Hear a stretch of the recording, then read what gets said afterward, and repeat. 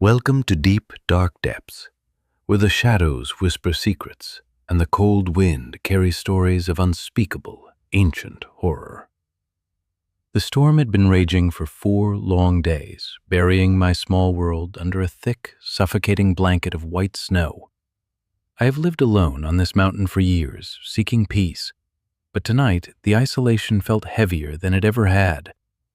The wind howled against the wooden walls, sounding like 1,000 lost souls screaming for entry into my warm sanctuary.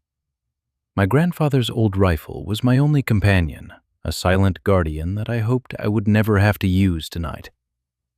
Time seemed to stretch endlessly in the silence, each tick of the clock echoing like a hammer strike in my mind. I poured another cup of strong coffee, trying to shake off the creeping feeling of dread that settled in my stomach. Suddenly, a sound cut through the roaring wind. A rhythmic thumping that did not belong to the storm or the trees. It was a knock, heavy and desperate, demanding attention from the freezing void that lay just beyond that thick timber door. I gripped the rifle tight, my knuckles turning white, wondering who or what could possibly survive out there in this hell. Hesitation paralyzed me for a second, but the knocking came again, weaker this time, like the last beat of a heart. I threw the bolt and pulled the door open, bracing myself against the violent gust of freezing wind and snow. A body fell forward onto my floor, a young man wrapped in inadequate clothing, shivering violently and gasping for air.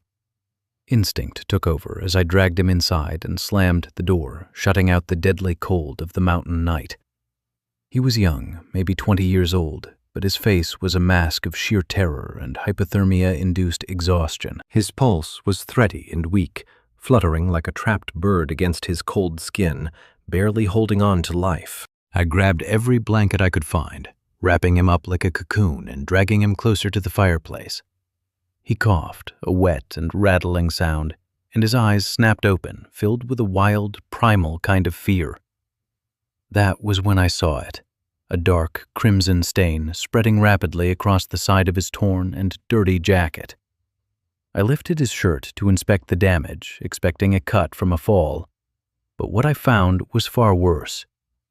It was a bite mark, deep and jagged, the flesh around it turning a sickly shade of purple and black. He groaned in agony, his hand gripping my arm with surprising strength, his eyes begging for relief from the burning pain. I rushed to the cabinet to get my medical kit, knowing I had to clean that wound before infection set in. The alcohol hit the raw flesh and he screamed, a sound that made the hair on my arm stand up straight. He started mumbling, words spilling out in a feverish delirium, talking about something fast, something hungry in the dark woods. I bound the wound as best as I could, watching the white gauze turn pink as it absorbed the blood. I helped him drink some water, hoping to cool the fever that was already radiating from his skin like an oven. He looked at me with a moment of clarity, whispering a thank you that felt heavy with a hidden, terrible sorrow. He told me their car had slid off the road miles back, tumbling down into the ravine during the blinding storm. He kept saying the name Emma over and over, his eyes darting to the door as if expecting her to walk in. I told him to rest, that I would go look for his friend as soon as the storm broke in the morning. He eventually succumbed to exhaustion, falling into a deep, troubled sleep, but his body continued to twitch and jerk violently. I sat back in my chair, watching him, unable to shake the feeling that something evil had followed him inside. Midnight arrived with a heavy silence, the storm outside seeming to hold its breath, waiting for something to happen inside. The boy began to moan in his sleep, clutching his stomach as if something was moving inside him, causing him pain. I touched his forehead and pulled back instantly. He was burning up, his skin radiating heat like a dying star. His eyes snapped open again, but this time they were bloodshot, filled with a madness that chilled me to the bone. He struggled to stand, gasping that he needed to be sick, stumbling towards the small bathroom at the back of the cabin. I helped him to the door, his weight heavy on my shoulder, his breathing ragged and wet, sounding like bubbling liquid. He went inside and locked the door, leaving me standing in the dim hallway, listening to the sounds of his distress. I waited outside, listening to him retch and cough, feeling a pity that was slowly turning into a gnawing unease. The sounds changed from coughing to something else, a wet, tearing noise that didn't sound human at all. I knocked on the wood, calling out to him, asking if he was okay, but the only answer was a heavy thud. Then silence fell, absolute and terrifying, cutting off the sounds of struggle as if a switch had been flipped. I tried the handle, but it was locked tight. I called his name again, louder this time, but got no response. Fear spiked in my chest. I knew something was wrong. I stepped back and prepared to kick the door in. I kicked the door hard, the wood splintering around the lock, the sound echoing loudly in the small cabin. With a second kick, the lock gave way, and the door swung open, revealing the darkness of the small bathroom. I stepped inside, the flickering bulb casting long, dancing shadows on the tiled walls, my heart hammering in my throat. The smell hit me first, a metallic stench of copper and bile. Then I saw the blood painted across the room. He was lying on the floor, slumped against the tub, his eyes wide open, staring at something only he could see. His chest was not just cut, it was burst open from the inside, the ribs bent outward like a broken cage. I stumbled back, bile rising in my throat. This was impossible. No human weapon could inflict a wound like that. Then I saw the window. It was smashed open, the jagged glass covered in a thick, black, slime-like substance. A trail of black slime led from the body, up the wall, and out into the stormy night through the window. I peered out into the darkness, searching for movement, but the storm hid whatever monstrosity had birthed itself from that poor boy. I ran back to the main room and grabbed my rifle, my hands shaking as I loaded it with trembling fingers. Panic set in. I moved from window to window, checking the locks, pulling the curtains, trying to hide from the night. A heavy thump on the roof above me made me freeze. Something massive had landed directly on top of the cabin. I aimed the rifle at the ceiling, tracking the sound of heavy, wet footsteps scurrying across the shingles above my head. It was scratching, testing the wood, looking for a way in. I realized nowhere in this cabin was safe anymore. I couldn't stay trapped in here like a rat in a cage. I had to go out there and kill it. I clipped a flashlight to my coat and strapped my hunting knife to my belt. I was the hunter now.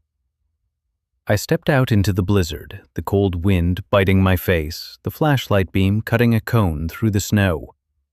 I shone the light up to the roof. It was gone, leaving behind deep gouges in the wood and black slime. On the ground, I found tracks. They were long, distorted, and spaced far apart, leading straight into the dense tree line.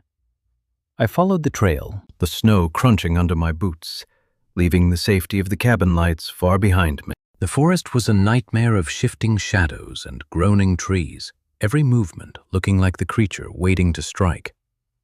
A low, guttural growl vibrated through the air, coming from the darkness to my right. It was watching me. I fired a shot into the darkness, the muzzle flash blinding me for a second, the sound deafening in the storm. It didn't come from the bush. A dark shape blurred past me on the left, scrambling up a pine tree. I swung my light up, scanning the branches. For a split second, I saw it, a mass of wet, black fur. It was humanoid, but wrong in every way, with limbs too long and eyes that reflected the light like broken glass. It leaped to another tree with impossible agility, shaking a cascade of heavy snow down onto me, obscuring my vision. I fired twice more, tracking its movement, but the bullet seemed to just disappear into its thick, matted hide. It moved deeper into the woods, retreating, but not fleeing. It was toying with me, luring me further away. I stopped, realizing my mistake. In the open woods, I was vulnerable. I needed to get back to the cabin. I turned and ran, my boots slipping in the deep snow, the feeling of hot breath on my neck driving me. I crashed through the door and slammed it shut, locking every bolt, my heart pounding like it would burst. I barricaded the door with a heavy table and nailed spare planks over the broken bathroom window. It wasn't enough. Bullets hadn't worked. I needed something destructive. My eyes landed on the kerosene heater and a stack of old rags. I worked quickly, pouring the oil into glass bottles and stuffing them with rags. Fire. Fire purifies everything. A scratching sound from beneath the floorboards froze me. It was under the cabin. It was trying to come up. The wood between my feet began to warp and crack. A black, razor-sharp claw punched through the floorboards. I jumped back, striking my lighter. The rag caught fire, a bright orange flame dancing in the dim room. With a roar that shook the walls, the floor exploded. The creature pulled itself up, filling the room with its stench. It stood tall, a nightmare of muscle and slime, its multiple eyes fixing on me with a hunger that was ancient. I didn't hesitate. I threw the bottle with all my strength, aiming for the center of that heaving black mass. The glass shattered, and the oil ignited instantly. The creature shrieked, a high-pitched sound that shattered the cabin windows. It thrashed violently, knocking over furniture, spreading the fire to the rug and curtains. The cabin was becoming an inferno. I grabbed my rifle and scrambled out the door, diving into the snow just as the heat became unbearable. I lay in the snow, watching my home, my sanctuary, turn into a funeral pyre for that thing from the dark. But it wasn't dead. The burning shape crashed through the wall, rolling in the snow, hissing as the fire died. It stood up, smoke rising from its charred flesh.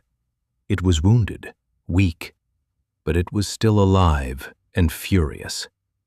I raised my rifle one last time, lining up the sights with its head. I had one bullet left in the chamber. I pulled the trigger. The shot echoed through the valley, final and decisive against the crackling of the burning cabin.